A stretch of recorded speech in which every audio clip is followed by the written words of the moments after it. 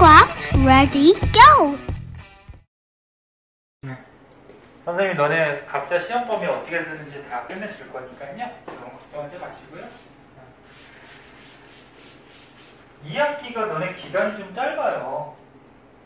8월 달에 이제 개학을 하면은 8, 9, 10, 11? 12월에 기말까지 보고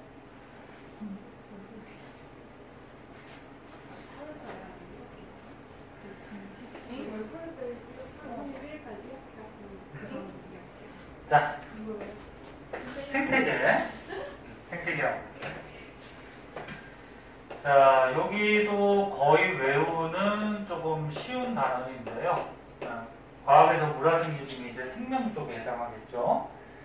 자, 맨 처음에 단어 뜻을 좀 알고 있어야 되는데, 개체. 개체가 뭐냐면, 이건 뭐 따로 쓸 것도 없다. 생물체 하나하나. 네? 그럼 지금 이 교실에 생명체가 하나, 둘, 셋, 넷, 다섯. 그치? 각각을 개체라고 해요. 물론 더 있겠죠. 뭐 날파리도 생명체고, 바퀴벌레도 생명체고, 쥐도 있으면 쥐도 생명체고. 그래서 하나의 생명체, 생명을 갖고 있는 생물 하나하나를 개체라고 해. 그럼 이 교실의 개체는 다섯. 그치? 이렇게 따지죠. 개체군이라고 있어요. 그러니까 하나하나 생명체의 군, 집단 문자거든. 집단. 만약에 사슴이라 그러면 사슴의 집단을 개체군. 우리 사람이라 그러면 사람 가지고는 잘 얘기 안 하는데 사람의 개체군. 그래서 같은 종, 한 가지 종류의 개체들의 집단을 개체군 그렇게 얘기를 해요. 군집은 어떤 지역에, 그러니까 이 지역에 사슴만 사는 건 아니죠. 뭐 토끼도 살고, 배도 살고, 식물도 생물이니까 나무도 있고, 풀도 있고.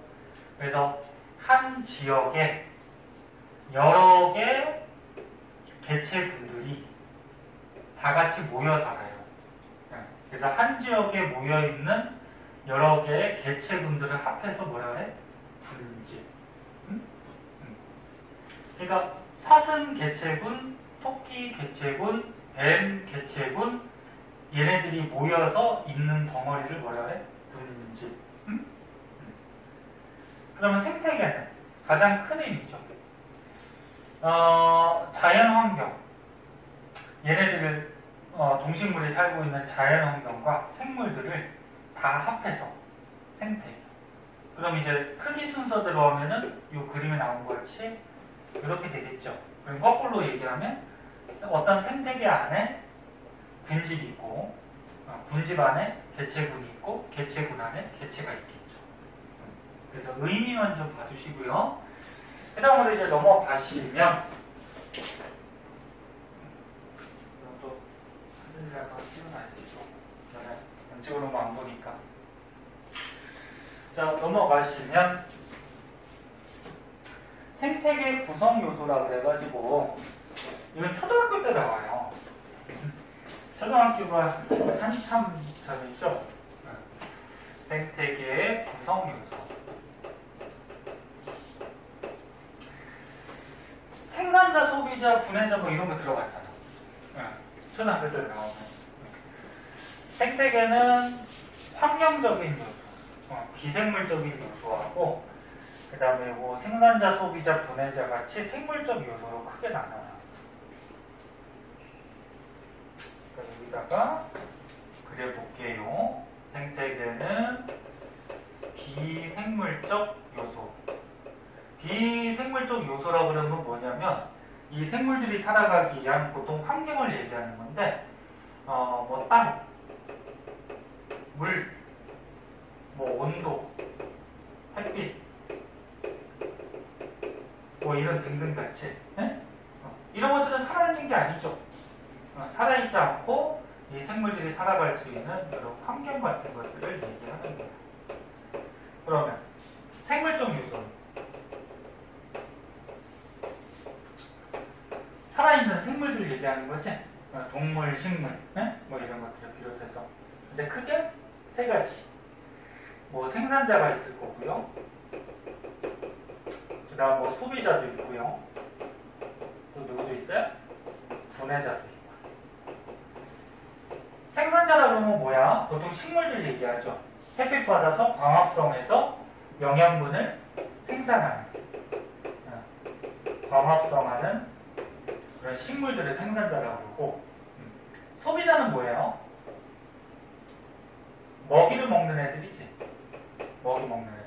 그러니까 생산자를 먹던, 또는 이 생산자 먹은 뭐 초식동물들을 먹던, 먹이를 먹어서 생활에 가는 애가 소비자가 되죠. 그럼 분해자는 뭐야? 이 생산자나 소비자가 죽었을 때 걔네들을 어떻게 해? 분해시키는 거지. 분해시켜서 토양으로 다시 되돌려보내는, 뭐 이런 곰팡이나 뭐 세균 뭐 이런 것들을 얘기하는 거죠. 이런 것들이 이제 분해자가 되죠. 근데 이제 생산자, 소비자, 분해자는 서로 동떨어져 있는 게 아니고 서로 연관을 지으면서 살아가고 있고요. 그리고 생물적 요소하고 비생물적 요소도 서로 어떻게 연관을 지으면서 살아가야 되겠죠. 그래서 이런 요소들을 다 통틀어서 뭐라 그래? 생, 태, 배 이렇게 얘기를 하는 거죠. 이런 그림이 밑에 있을 거야. 네? 어려운 거 아니야. 너무 쉬워. 초등학생도 알 수 있을 거야. 그래서 책에만 밑으로 한번 보자. 생태계는 비생물적 유인, 환경을 얘기하는 거야. 뭐 빛, 온도, 물, 토양, 공기 뭐 이런 거 같이. 그 다음에 생물적 요인, 생물을 얘기하는 거죠. 그래서 크게 생산자, 소비자, 분해자가 있는데 생산자는 아까 얘기했듯이 광합성에서 뭐야? 양분, 포도당 같은 거를 스스로 만드는 애들. 양분을 스스로 만드는 식물들. 근데 꼭 식물만 있는 건 아니고 물속 같은 데 보면은 식물성 플랑크톤이라 해서 굉장히 조그마한 얘가 영록체가 있어요. 그래서 식물성 플랑크톤도 이제 생산자 쪽에 들어가요. 양분을 스스로 만들기. 플랑크톤은 두 가지가 있어. 여기 나오네. 동물성 플랑크톤하고 식물성 플랑크톤. 얘는 광합성에서 양분을 스스로 만들고, 동물성 플랑크톤은 뭘까? 먹이를 먹어야 돼. 뭐를? 응? 얘는 먹는 애야. 그래서 소비자는 스스로 양분을 못 만들어요. 그래서 사람도 양분 못 만들지. 그래서 사람도 어떻게 해야 돼? 다른 거 먹어야 되잖아. 그치? 식물 먹던지 동물 먹던지. 그치? 그래서 다른 동물을 먹이로 하여 양분을 얻는 게 소비자. 그래서 동물성 플랑크톤, 뭐 초식 동물들은 식물들을 먹죠. 육식 동물들은 다른 동물을 먹는 거지. 이런 게 소비자. 그럼 분해자는 뭐야? 이런 동물, 식물이 죽거나 또는 배설물 같은 거를 어떻게 하는 거야? 분해시켜서 자연 상태로 되돌리는 거야. 그래서 뭐 세균, 버섯, 곰팡이. 버섯이 어디서 자라니? 뭐 습한 나무 같은 데서 이렇게 버섯 나오지 않아? 그지? 네. 그래서 그런 데서 양분을 빨아가지고 분해시키는 거죠. 네? 그래서 이런 것들이 있고요. 밑으로 내려가시면 생태계 구성 요소 간의 관계 그래가지고 선생님이 저기다 미리 그려놨을 거예요. 미리 그려놨는데 요거 저 그림하고 똑같지? 네. 그래서 서로 비생물적 요인과 생물적 요인은 서로 영향을 주고받더라. 네? 그 정도만 알아두시면 되고요. 이제 오른쪽 페이지에 보면은 생물과 환경 그래가지고 여기는 조금 이제 생각을 좀 해줘야 돼요. 네. 환경적인 요인하고 생물적인 요인이 서로 어떤 영향을 주고 그렇기 때문에 생물에서 나타나는 특성 그런 것들이 여기 소개가 되고 있어요. 자, 맨 처음에는 빛과 생물.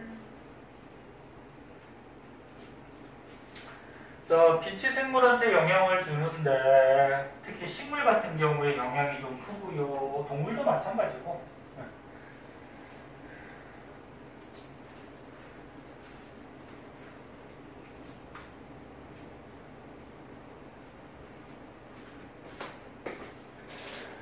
자, 여기 첫 번째 빛과 생물.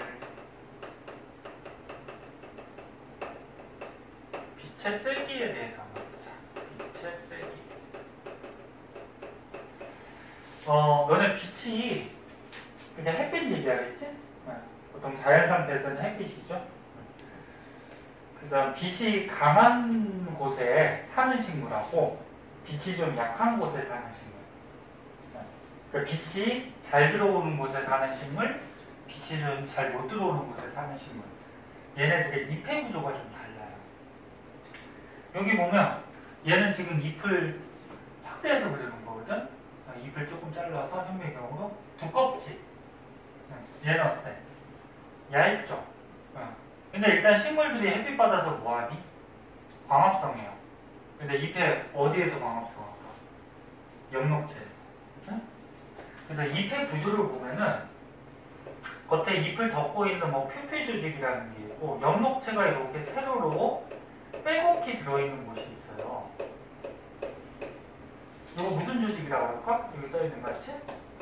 중학교 때 한번 나올 텐데 울타리 조직이라고 해요. 울타리 조직.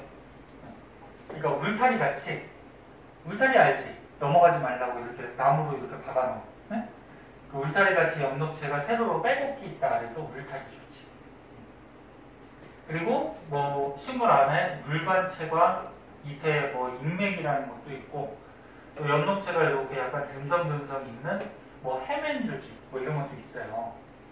그리고 잎 뒷면에는 뭐 공변세포하고 기체가 들락날락하는 뭐 기공들이 있고 여기서 잎의 구조가 중요한 게 아니고 뭐냐면 강한 빛, 빛이 강한 곳에서 사는 식물들은 빛이 강한 곳에서 사는 식물들은 빛이 강하니까 광합성을 많이 하겠죠. 그만큼 엽록체가 발달해요. 그 엽록체가 가장 많은 조직이 울타리 조직이거든. 그래서 울타리 조직이 두껍게 발달되어 있는 그런 잎들을 갖고 있어요. 다시 얘기할게. 빛이 강한 곳에 사는 식물들의 잎은 울타리 조직이 두껍게 발달되어 있어요. 그리고 잎의 두께가 어때? 두꺼워요. 이런 식물들을 양지식물이라고 해요. 양지식물. 양지, 음지 들어봤어? 어디 왔니? 양지가 이제 햇빛이 잘 비치는 거. 음지는 햇빛이 좀 잘 안 들어오는 거. 네? 양지식물이에요. 그리고 거꾸로 빛이 약한 곳. 빛이 잘 못 들어오는 곳. 약한 곳에 사는 식물들은 음지식물이라고 하는데 빛이 약하니까 광합성을 잘 헤어 못해요. 못하죠? 그만큼 엽록체도 좀 양도 적고 굵기도 좀 작고 굵기라기보다 양이 좀 적어요. 그래서 얘네들은 울타리 조직이 좀 발달하지 않아요. 그래서 잎의 두께가 어떨까? 얇아. 네? 울타리 조직이 발달하지 않아서 잎의 두께가 얇다. 얘는 두껍다. 이렇게 할까? 두꺼움. 뭐 똑같은 말인데 뭐.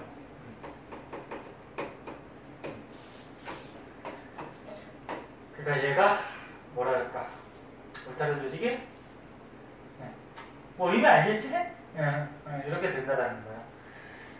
자, 그래서 여기 보면은 어떤 숲이 있대요. 숲이 있으면 너네 나무가 키 큰 나무가 있고 키 작은 나무들이 있지. 그럼 누가 햇빛을 잘 받을까? 키 큰 나무.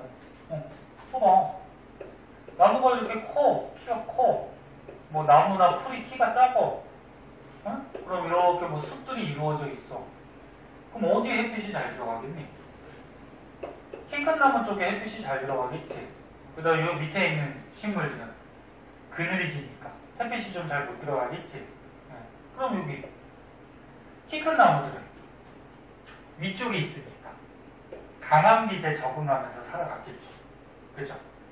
그럼 아래쪽에 있는 식물들은 약한 빛에 적응하면서 자라가겠죠. 응?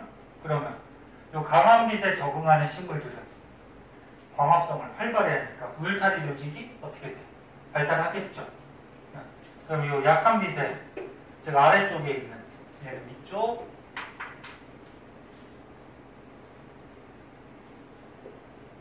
얘는 아래쪽. 그 아래쪽에 있는 식물들은 광합성을 잘 못하니까 울타리 조직이 얇으면서 발달을 잘 못했겠죠. 그죠? 그런 특징이에요. 그래서 빛의 세기에 따라서 식물의 잎의 구조가, 아니 구조라기보다 두께가 이렇게 달라질 수가 있다. 네? 그거 알아두도록 하시고요. 대신에 이런 건 있어요.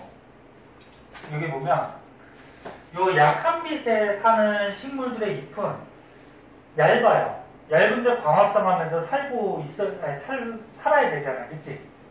그래서 얇은 대신에 좀 넓은 잎의 표면적이 좀 넓은 그런 경향이 있어요. 그러니까 얇아서 엽록체는 적지만 넓게 퍼져 있어야지 그 약한 빛이라도 잘 받고서 살아가겠지, 그치? 네, 이런 특징점이 또 있다. 자, 그 다음에 이제 밑으로 한번 볼게요. 다 됐구나.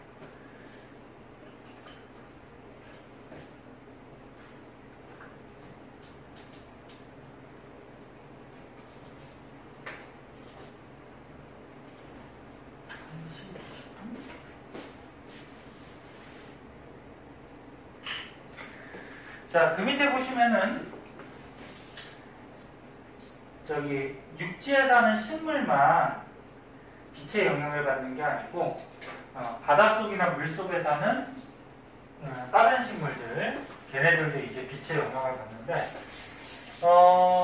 요게 조금 어려워. 빛의 파장. 파장이 뭔지 아나? 파장? 파장?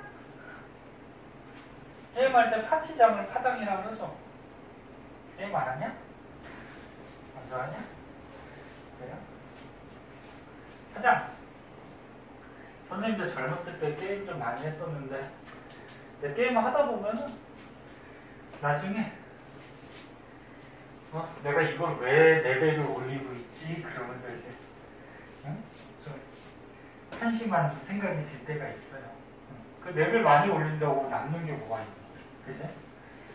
그냥 뭐 자부심? 소용이 별로 없죠. 그래서 게임은 적당히 스트레스 풀 때 잠깐씩 하는 게 좋고요. 자, 빛의 파장.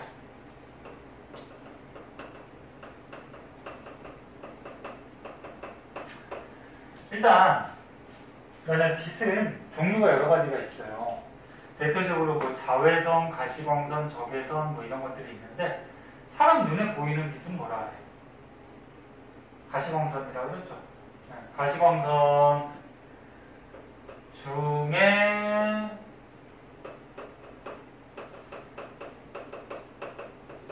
대표적으로 빨주노초 파남보 색깔이 있어요. 빨주노초 파남보, 빨간색을 다른 말로 적색 계열의 색깔이라고 하고, 보라색은 파란색 쪽 청색 계열의 색깔이라고 해요.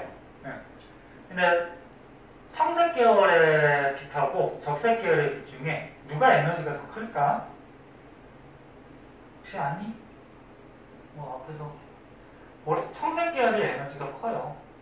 에너지가 크다라는 건 뭐냐면 이 빛이 진동을 많이 해요. 이렇게. 그러니까 진동수가 커. 진동을 많이 하면 에너지가 크겠지. 그럼 거꾸로 빨간색 쪽이 에너지가 작아요. 그래서 얘가 뭐냐면 진동을 적게 해요. 이렇게 적게 해요. 그래서 에너지가 작게. 그러니까 여기서 이제 중요한 건 파장인데, 파장이 뭐냐면 중학교 때 잘 배웠던 사람은 기억할 텐데, 이 파동에서 마루에서 마루까지 또는 골에서 골까지 이 길이를 파장이라고 그러죠. 그러면 진동을 많이 하면 이 마루에서 마루까지 거리, 파장은 어때? 짧은 거지. 그러면 진동을 조금 하면 마루에서 마루, 골에서 골까지 파장 길이가 어떻게 되는 거야? 길어지는 거지. 예? 그래서 요거는 꼭 여기에서만 중요한 게 아니고, 예? 나중에 이제 과학 배울 때 많이 나오는 거기 때문에 알아두도록 하시고. 그럼 일단 여기서 알아둬야 될 건 뭐다? 빨간색 적색 계열의 빛이 파장이 어떻다? 길다. 파장이 길다고 에너지가 큰 게 아니야. 에너지가 작은 거야. 그리고 청색 계열이 파장이 짧더라. 얘가 에너지가 큰 거야. 됐어? 자, 그럼 이제 바닷속에 바다가 있어요. 여기가 육지예요. 바다가 이렇게 있을 때 바닷속에 식물들이 있어요.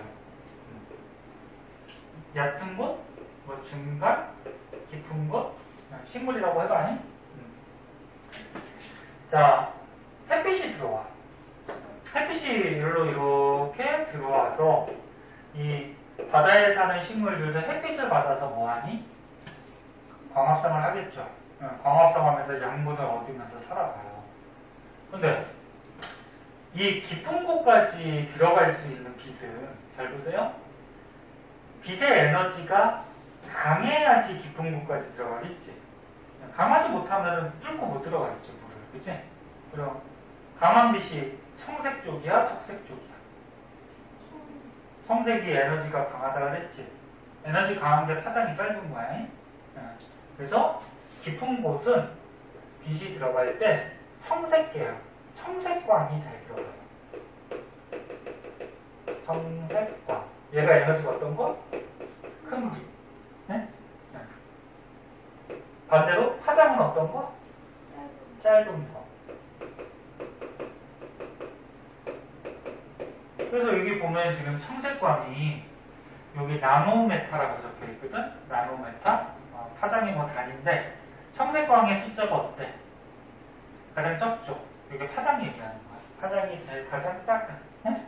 청색광이 에너지가 크기 때문에 깊은 곳까지 들어가. 그럼 이 깊은 곳에 사는 식물들은 다른 빛이 못 오잖아. 그럼 청색광 가지고서 광합성을 해야 되겠지. 다른 게 못 오니까. 얘 갖고 살아야 될 거 아니야. 그치? 그러면 청색광을 흡수해야 돼, 이 식물은. 그럼 청색광을 흡수하려면 이 식물의 뭐 잎이라기보다 이 식물의 색깔이 무슨 색깔이어야 되냐면 여기 있는 같이 청색의 반대인 홍색이 돼야 돼요. 빨간 색깔. 이 빛을 흡수하기 위해서. 저 무슨 얘기냐면 너네 육지에 있는 식물들은 대부분 무슨 색깔이니? 녹색이죠. 녹색이야. 너네 식물 잎이 우리 사람 눈에 녹색으로 보인다는 거는 햇빛이 와서 녹색빛을 반사시키니까 사람 눈에 식물이 녹색으로 보이는 거야. 여러분도 중학교 때 한번 배워. 까먹었겠지. 칠판이 왜 녹색으로 보여? 형광등빛, 빨간 원초 파란 뭐가 들어와서 다 섞이면 백색광이라고 그러거든? 그 빛이 들어와서 무슨 색깔이 여기서 반사돼? 녹색이 반사돼서 이 부분에 지금 녹색빛이 들어오니까 녹색으로 보이는 거지. 이거 왜 빨갛게 보여? 빛이 와가지고 무슨 색이 여기서 반사되니까? 빨간 빛이 반사되니까. 그런 거란 말이야. 그러면 너네 육지에 사는 이런 식물들은 대부분 녹색 잎을 갖고 있는데 그런 햇빛 중에 얘가 광합성할 때는 녹색빛을 이용한다 못한다? 못한다는 거지. 반사를 시켜버리는데 어떻게 광합성할 때 써? 그치? 그래서 애들이 가끔 오해하는 사람도 있어요. 식물잎이 녹색이니까 식물들이 광합성할 때 녹색빛을 이용해서 광합성한다. 아니에요. 녹색빛은 반사시키는 거야. 그래서 녹색에 반대되는 색깔들을 흡수해서 광합성을 하겠지. 그 똑같은 원리야. 청색빛이 에너지가 크니까 깊은 곳까지 들어갈 수가 있지. 그럼 얘는 아무튼 얘 가지고 광합성을 해야 돼. 다른 빛이 못 들어오니까. 그럼 청색을 흡수하려면 이 식물의 잎이 청색 종류가 되면 될까 안 될까? 안 되겠죠. 잎이 청색 종류면 청색을 반사시킬 거예요. 그지? 그래서 반대되는 색깔 빨간색 종류. 홍주. 그래서 니네 스쿠버 다이빙이나 뭐 이렇게 해본 적 있니 혹시? 바닷속에 들어가 본 적 있어요? 뭐 잠수함 타고 이렇게 들어가 보면은 제주도에 가면 잠수함 있어요. 잠수함 타고 이렇게 들어갈 수 있는. 들어가 보면 좀 깊은 곳에 있는 식물일수록 빨간색이 좀 가까워. 아니면 영어 같은 데 보면은 이렇게. 그럼 거꾸로 얕은 곳에 사는 식물들은 얕으니까 빛이 잘 들어가지. 그래서 에너지가 작은 빛도 잘 들어가. 그래서 빨간 빛도 잘 들어가. 빨간 빛을 이제 적색광이라고 하는데 빨간색이 적색이니까 그럼 이 잘 들어가는 빨간색을 이용해서 에너지가 작아서 얕은 곳이니까 잘 들어가죠. 파장이 어떤 거야? 긴 거지? 얘를 흡수해가지고 뭐 해야 될까? 광합성을 해요. 그럼 빨간색을 흡수하니까 식물이 빨간색 띄면 돼요? 안 돼요? 안 되죠? 그럼 반대되는 색깔. 여기는 마치 빨간색의 반대, 뭐 녹색 종류, 이런 색깔을 띄고 있어요. 그럼 중간은 뭐 녹색하고 홍색, 빨간색이 한 중간 정도 되니까 갈색 정도, 갈쪽. 뭐 모든 과목이 마찬가지겠지만 중간 것들은 별로 중요하지 않아요. 그러니까 얕은 곳, 깊은 곳 이런 식물들의 색깔이 왜 이런지 알아두셔야 돼요. 그래서 여기 책을 한번 보시면 빛의 파장, 바다의 깊이에 따라서 빛의 파장과 양이 다르기 때문에 여기에 존재하는 식물들의 종류가 다른데 얕은 바다는 방금 얘기했듯이 파장이 긴 적색광, 파장이 길다라는 거는 에너지는 작다라는 얘기야. 그런 적색광을 이용하는 홍조류가 아니지. 적색광을 흡수하려면 반대 색깔을 띄어야 되겠지. 그래서 녹조류가 많이 존재하고 깊은 바다에서는 파장이 짧은, 즉 에너지가 강한 빛만 들어오겠죠. 청색광을 이용하는 어떤 식물들? 홍조류가 많이 동파한다. 중간은 갈색이고. 그래서 오른쪽인가 보면은 이런 뭐 홍조류, 녹조류의 종류들이 좀 나올 텐데 안 나오나? 책에? 없냐? 아, 거기 있잖아 왼쪽에. 녹조류의 종류가 뭐가 있대요? 카레, 청각. 얘도 가끔 시험에 나와 보기 중에. 그래서 이것도 알아둬야 돼. 자, 여기 녹조류의 대표적인 게 하래, 청각. 이것도 종류 좀 봐주시고요. 그 다음에 이제 홍조류. 홍조류에 뭐가 있대요? 김, 우뭇가다리.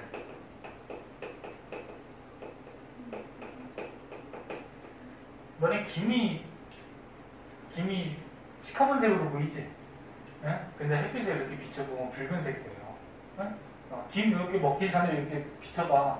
붉은색이야. 김은 이게 덕지덕지 붙여서 말려놓잖아, 그치? 그래서 많이 붙어 있어서 빛이 잘 통과 못하니까 검은색으로 보이는데 이렇게 비춰봐요.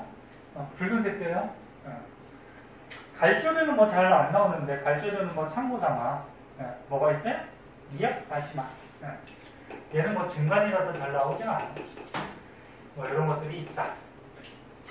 자, 그래서 아까 처음에는 빛의 세기, 지금은 빛의 파장에 대해서 알아본 거고, 세 번째는 일조시간이라고 있어요. 일조시간이 뭘까?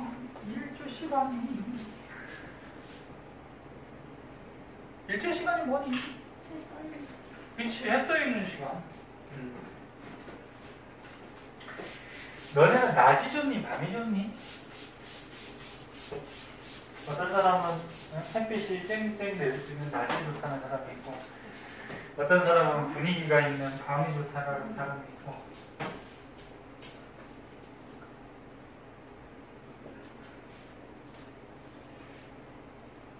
자, 1조 시간 한번 볼게요. 선생님 수업하다 보면 혼잣말 많이 해요. 혼자 막 이런 말 했다, 저런 말 했다. 너네도 대부분 다 대답을 좀 잘 해주는 편인데 어떤 말 수업할 때는 애들이 선생님이 뭘 물어보든지 간에 대답을 안 해. 얼마나 답답한 일이냐. 그럴 때 선생님 혼잣말 하죠. 자, 1조 시간. 자, 햇빛 받는 시간인데 햇빛 받는 시간도 동식물한테 영향을 좀 줘요. 자, 맨 처음에 식물부터 먼저 한번 보시면은, 요거 한번 봐. 붓꽃. 꽃 중에 붓꽃이라고 있어. 얘는 일주 시간이 길어지는 봄과 여름에 꽃이 펴요. 꽃이 피는 걸 뭐 한다 그래? 개화. 네? 그래서 식물들이 꽃이 피는데 대부분의 식물들도 너네 봄이 되면 꽃이 피죠. 봄이라는 건 뭐야? 겨울을 지나서 봄이 되니까. 겨울이 낮이 짧지. 그럼 봄이 되면 낮이 점점 길어지지. 있지. 그래서 일주 시간이 길어지는 때 봄 같은데 꽃이 피는 식물을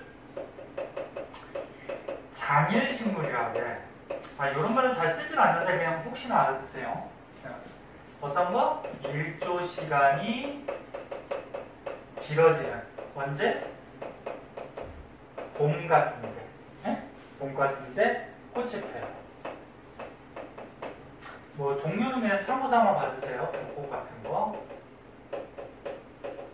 그럼 거꾸로 일조 시간이 짧아지는데 꽃이 피는 식물이 있어. 언제 짧아지냐면 여름이 낮이 길지. 그럼 겨울이 짧지. 그럼 여름에서 겨울로 넘어가는 가을은 어떻게 돼? 일조 시간이 짧아지겠지. 그래서 일조 시간이 짧아질 때 꽃이 피는 식물이 있는데 단일 식물이라 해서 짧아지는 가을에 꽃이 피는 식물. 대표적으로 뭐 있니? 가을에 대표적인 꽃. 몰라? 코스모스. 코스모스 가을에 피잖아. 너네 꽃에 관심이 없죠? 남자들도 꽃 이름 정도는 좀 잘 알고 꽃말 같은 거 좀 알고 있어야지. 나중에 연애 잘하겠죠. 자, 코스모스 이런 거는 이제 가을에 꽃이 펴요. 그래서 지금 무슨 얘기냐면 해가 뜨는 일주 시간도 식물에 영향을 주더라. 그래서 식물 특히나 꽃 피는 때 영향을 주더라. 그다음 동물한테도 영향을 주는데 동물의 생식. 생식이 뭐니?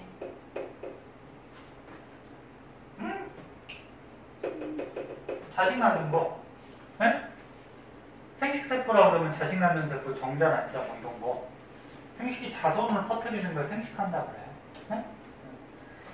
자, 여기 한번 보시면 꾀꼬리하고 종달새가 있대요. 얘는 일주 시간이 길어지는 봄에 번식한대. 이거 다시 안 써도 되겠지? 일주 시간이 길어지는 게 봄이야. 봄에 꾀꼬리나 누구? 종달새. 얘네들은 요때 번식을 해요. 자기 자손을 약간 짝짓기 해서 번식을 해. 근데 송어, 사슴 얘네들이 일주 시간이 짧아지면 언제? 가을에 번식을 하더라. 그래서 동물들도 일주 시간하고 좀 관련이 있다. 그러니까 가장 큰 결론은 뭐냐면 환경이 동식물한테 영향을 주지. 그 중에서 빛에 대해서 먼저 알아봤는데 위에 빛의 세기랑 빛의 파장 요거 두 가지는 확실히 알고 있어야 돼. 요게 중요해. 근데 일조 시간은 크게 중요하진 않지만 알고는 계셔야 돼. 자, 밑에 문제 있어요. 금방 푸니까 풀고 넘어갈게요. 한번 풀어볼게요.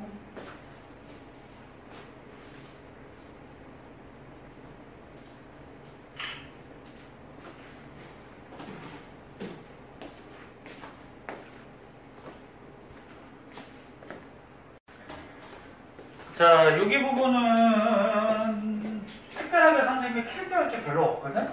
그냥 책이 뭐 거의 다 소개가 되고 있어서 책으로 한번 보고, 자, 온도에 따라서 이제 생물들한테 어떤 영향들을 주는 건데, 아까까지는 빛에 따라서 영향을 주는 거였고, 한번 보자. 개구리, 곰, 박쥐. 얘네들은 겨울잠 자죠. 추울 때. 그래서 추워지면은 뭐 땅속에 들어가거나 해서 먹이가 없으니까 잠을 자버리는 거지. 그래서 자기 몸속에 있는 저장되어 있는 영양소 가지고 겨울을 지내요. 그리고 철새들은 기러기 같은 철새가 뭐야? 자기가 살 수 있는 적당한 온도를 찾아서 이동하는 새들이지. 그래서 기러기 같은 철새들은 계절에 따라서 뭐 남쪽으로 갔다가 뭐 북쪽으로 갔다가 이렇게 이동하기도 하고. 카멜레온 알죠? 카멜레온은 그 몸 색깔이 자꾸 변하잖아, 그치? 그래서 온도에 따라서 얘가 몸 색깔이 좀 변한대요. 온도가 높을 때 뭐 밝은 색으로 좀 변하고, 온도가 낮을 때는 좀 어두운 색으로 변하고. 너네 몸 색깔이 밝으면은 햇빛이 들어오면은 햇빛을 반사시켜 버리거든. 그러니까 더우면은 햇빛을 흡수하면 안 되잖아. 그래서 몸 색깔을 밝게 해가지고 반사를 시키는 거죠. 사람도 여름에 무슨 색 옷을 많이 입어? 하얀색을 많이 입죠. 하얀 둘, 검은 둘이네. 그러니까 흰색을 많이 입는데, 흰색을 많이 입는 이유가 빛을 잘 반사시켜서 덥지 않게 하기 위해서.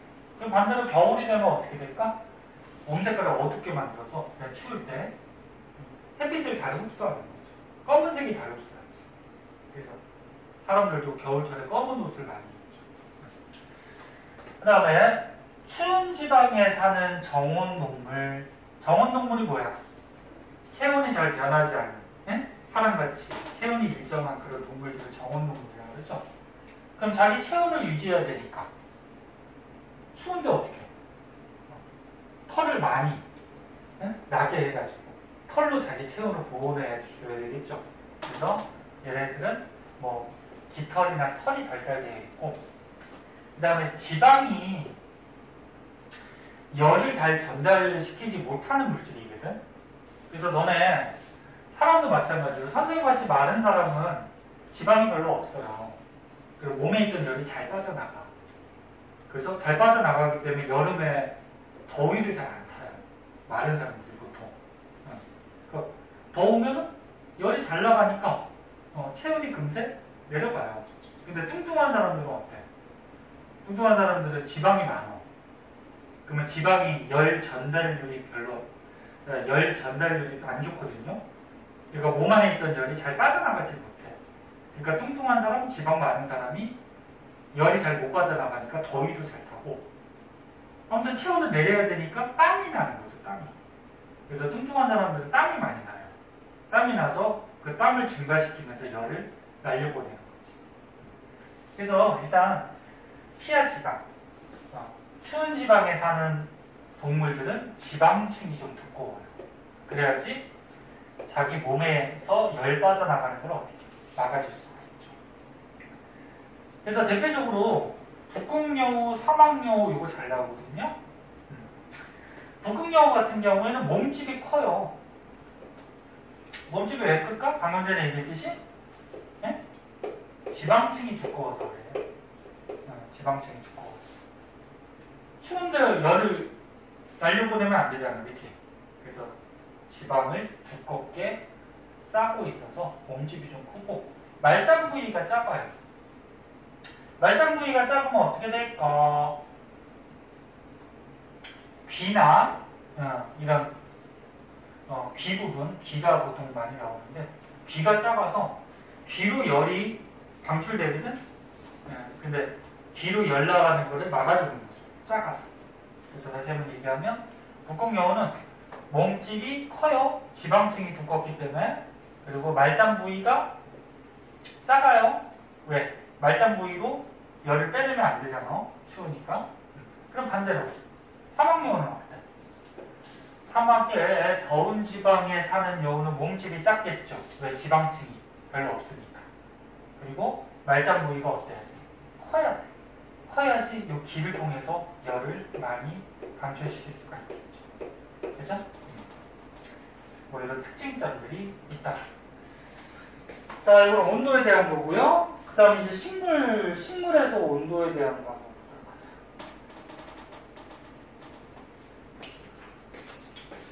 기온이 낮은 툰드라 지역이 어딘지 아니? 그 추운 지방이 있어요. 야, 추우니까 식물도 체온을 유지해야 되거든? 식물도 체온이 낮아지면 얼어버려요. 얼면 죽을 거 아니야, 그치? 그래서 추운 지방에 사는 식물들은 여기 있는 것 같이 잎이나 꽃에 털이 많이 있어요. 식물에 이런 풀같이 기온이 낮은 지역에 사는 거는 잎이나 꽃에 털이 있다. 털이 있어서 어떻게? 자기 체온을 유지시켜주는 거죠. 그리고 낙엽수가 뭐야? 이제 추워지면 가을이나 겨울 추워지면 어떻게 돼? 낙엽을 떨어뜨리는 나무들을 낙엽수라 그러지? 왜 낙엽을 왜 떨어뜨릴까? 잎을? 잎이 있으면은 그 식물의 표면적이 어때? 열지. 그럼 그 표면적으로 열이 많이 빠져나가는 거야. 그럼 잎을 떨어뜨림으로써 가지만 남잖아. 가지만 남으면 자기 표면적이 어때? 좁아지지. 그럼 열이 조금만 멈추게 되죠. 그래서 낙엽수들은 기온이 떨어지면은 가을이나 겨울 되면은 단풍이 들거나 잎을 떨어뜨려서 자기 체온을 유지를 해줘요. 상록수가 뭔지 아니? 에? 사시사철 푸른 나무, 응? 소나무 같이. 야, 소나무나 뭐 이런 전나무 얘네들은 잎이 어때? 봄, 여름, 가을, 겨울 계속 초록색으로 유지가 되지, 푸르지. 그런 걸 상록수라고 그러지. 그럼 이런 상록수들은 겨울이 돼도 잎을 떨어뜨리지 않아요. 그치? 대신에 잎이 어때? 뾰족뾰족 되게 얇지. 얇다라는 건 뭐야? 표면적을 줄이기 위해서 그런 거고, 자기 체온을 유지시키려고. 그리고 이런 상록수는 큐티클층이라 그래서, 큐티클층이 뭐냐면 아까 잎이 있었을 때 잎에 뭐 울타리 조직 이런 거 있었잖아. 근데 겉에가 퓨페 조직이었는데 퓨페 조직을 덮고 있는 얇은 막이 있어요. 이거를 큐티클층이라고 해요. 근데 얘가 좀 두꺼우니까 내부를 어떻게 체온을 유지할 수가 있는 거지. 잎을 떨어뜨리지 않고도. 그러면서 겨울을 나다라 한 번씩 읽어보시면 되는 거고요. 과학책 읽듯이 한번 읽어보세요. 그 다음에 이제 물과 생물.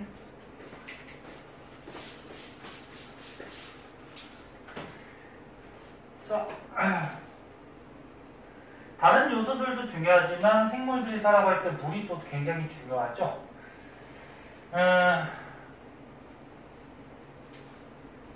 사람도 몸에 몇 퍼센트가 물이니?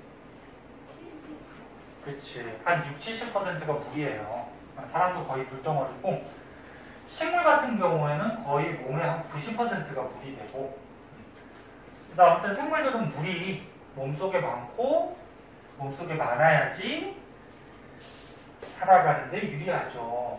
여기 보면은, 자, 동물들은 자기 몸 안에 있던 수분이 날아가는 것을 막아주기 위해서 파충류들, 이런 도마뱀 같은 파충류들은 몸에 비늘이 있어요. 비늘로 덮고 있기 때문에 자기 몸에 있던 물이 잘 날아가지가 않고 보존이 되죠. 그 다음에 조류와 파충류는 자식을 퍼뜨릴 때 알을 낳죠. 근데 알 껍데기가 단단하지. 그러니까 알 속에 있는 수분이 날아가는 거를 껍데기가 어떻게 해주는 거예요? 보호해주는 거죠. 그래서 단단한 껍데기로 쌓여 있어서 수분을 보호해주고. 곤충들은 딱딱한 껍질로 되어 있죠. 그래서 곤충을 딱 밟으면 푸치직 그러죠. 그래서 딱딱한 껍질로 되어 있기 때문에 키틴질 껍질이라고 그러는데, 이 껍질로 되어 있어서 어떻게 마찬가지 수분 증발 이런 걸 막아주고. 그 다음에 수분 손실 최소화라 그래서 사막에 사는 동물들은 농도가 진한 오줌을 내보낸다. 오줌이라는 거는 너네 몸 안에서 생긴 노폐물을 내보내는 거야. 오줌은 거의 노폐물이 많아요. 근데 사막에 사는 동물들은 물이 부족하지. 그럼 물을 많이 내보내면 돼야 안 돼요? 안 되죠. 그래서 물은 몸속에서 계속 재흡수하면서 노폐물을 아무튼 빼야 된단 말이야. 그래서 농도가 진하고. 물이 별로 없는 그런 오줌들을 넣게 되더라. 자, 식물을 한번 보자. 자, 식물은 뭐 대부분의 식물들이 뿌리줄기 잎이 골고루 발달되어 있는데 물에 사는 식물, 뭐 수련, 연꽃 이런 식물들은 물에 떠서 있거나 물속에서 살죠. 그리고 물이 너무 풍부하지. 물이 너무 풍부하니까 물을 흡수할 수 있는 뿌리가 발달할 필요가 있을까 없을까? 발달할 필요가 없죠. 말이 너무 빠르니? 이해하고 있지? 네. 그래서 이런 물에 사는 식물들은 뿌리가 발달하지 않아요. 뿌리가 물 흡수하잖아. 근데 물이 너무 많으니까 뿌리가 짧거나 거의 없어요. 이런 특징점을 보이고 있고, 그 다음에 물에 떠서 사는 뭐 연꽃 같은 경우는 통기조직. 통기조직이 뭐냐면 공기가 들락날락 할 수 있는 조직. 그러니까 공기가 식물 안에 많이 있어야 이제 떠 있을 수가 있지. 그런 조직들이 발달하더라. 그 다음에 건조한 지역, 물이 별로 없는 지역에 사는 식물들은 저수조직. 저수가 뭐야? 저수지가 뭐야? 물 가둬놓는 데지.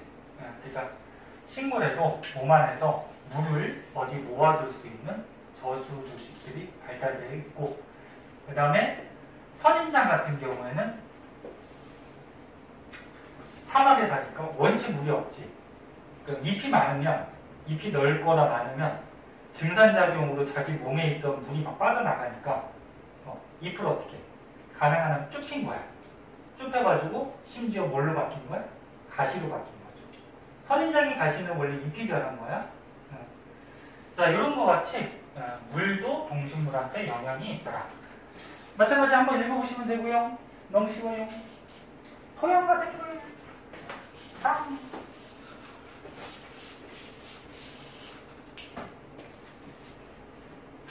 땅이 이제 동물과 식물들이 살아가는 터전 역할을 하고 여러 가지 영양분도 이제 공급시켜주고 하죠.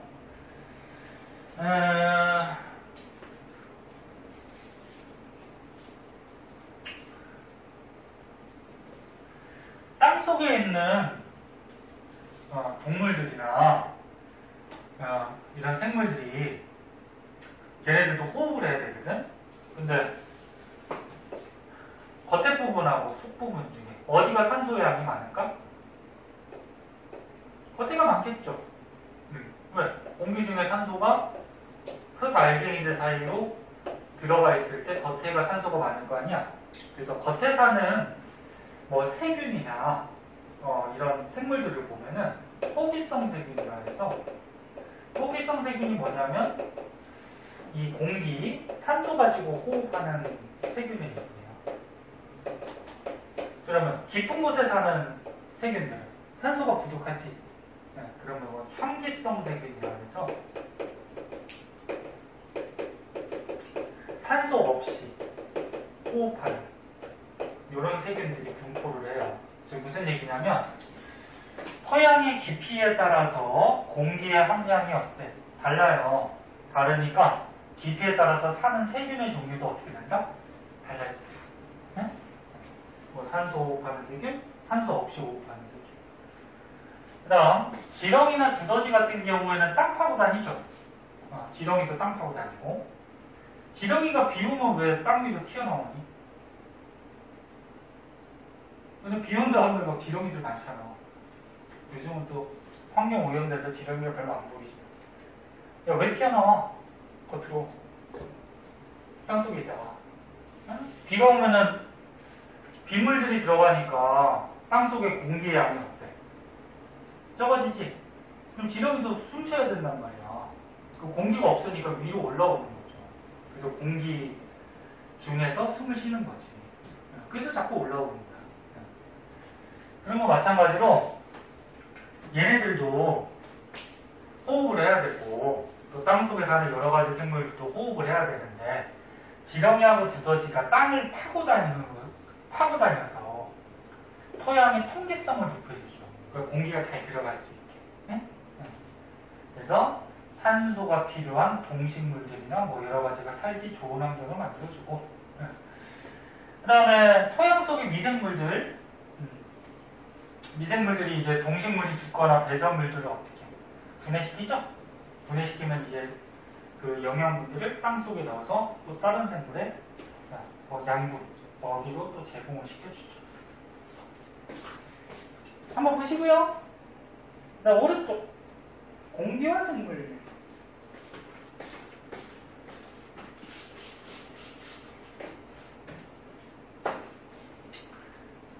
여기 수업할 때는 선생님이 뭐 특별하게 해줄 게 없어. 그리고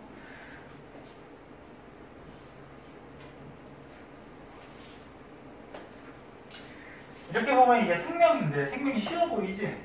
2학년 때 보면 어려워져요 또. 생명 원으로 들어가면. 자, 공기와 생물. 고산지대에 사는 사람. 높은 곳에. 야, 높은 곳에는 산소가 많을까 적을까? 적죠. 중력 때문에 산소도 아랫부분에 많아요. 그 위로 갈수록 산소가 부족해져.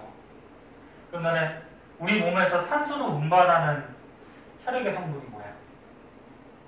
적혈구죠, 적혈구. 적혈구가 산소 운반해 몸에다가. 그러면 고산지대는 산소가 부족하기 때문에 산소를 빨리빨리 운반해야 되잖아, 그치? 그래서 산소 운반하는 적혈구의 숫자가 어떨까? 많아요. 정상입니다, 우리보다. 네? 높은 곳에 사는 거.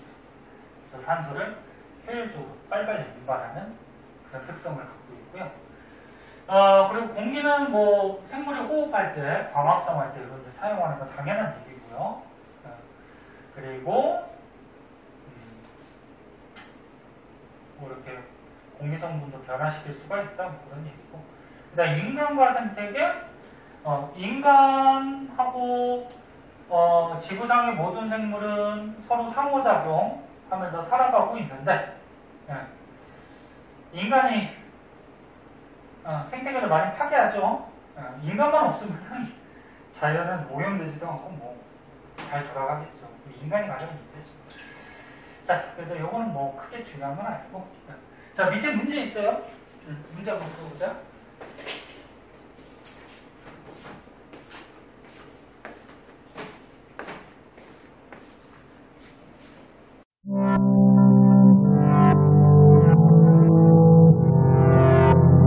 구독과 좋아요 눌러주세요.